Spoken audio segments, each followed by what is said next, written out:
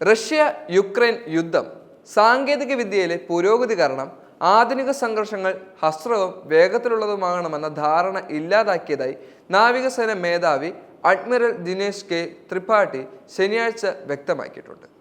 പ്രമുഖ മാധ്യമത്തിനോടുള്ള കോൺക്ലേവ് സംഭാഷണത്തിലാണ് അദ്ദേഹം സംസാരിച്ചത്. സംഘർഷത്തിൽ നിന്നുള്ള പ്രധാന തന്ത്രപരമായ പാഠങ്ങൾ എടുത്തു കാണേണ്ടത് അത്യാവശ്യമാണ്. പ്രതിരോധ ശേഷി, സ്വായത്തം, ദ്രുതഗതിയിലുള്ള സാങ്കേതിക പൊരുത്തക്കേടുകൾ എന്നിവയുടെ ആവശ്യകത ഊന്നി പറഞ്ഞുകൊണ്ട് അദ്ദേഹം റഷ്യ യുക്രൈൻ യുദ്ധത്തെപ്പറ്റി സംസാരിക്കുകയും ചെയ്തു. ഭാവിയിലെ യുദ്ധങ്ങൾ ഹ്രസ്വകാലത്തേക്കായിരിക്കുമെന്ന മിഥ്യാധാരണ റഷ്യ യുക്രൈൻ യുദ്ധം തകർത്തു കഴിഞ്ഞു. ഏകദേശം 5 വർഷത്തിലധികമായി യുദ്ധം നടന്നുകൊണ്ടിരിക്കുന്നത്.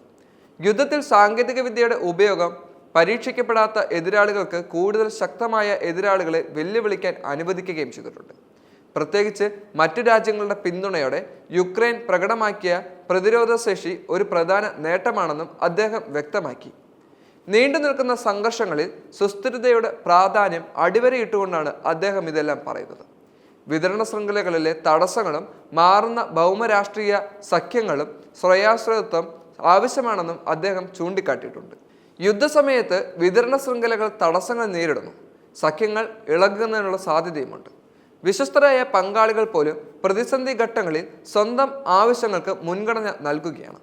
ഒരു രാഷ്ട്രം ആയുധങ്ങൾക്കും മറ്റ് വിഭവങ്ങൾക്കും ബാഹ്യ സ്രോതസ്സുകളെ ആശ്രയിക്കുന്നത് തുടരുകയാണെങ്കിൽ അത് ദുർബലതയ്ക്ക് സാധ്യതയുണ്ടാക്കുന്നുണ്ട്.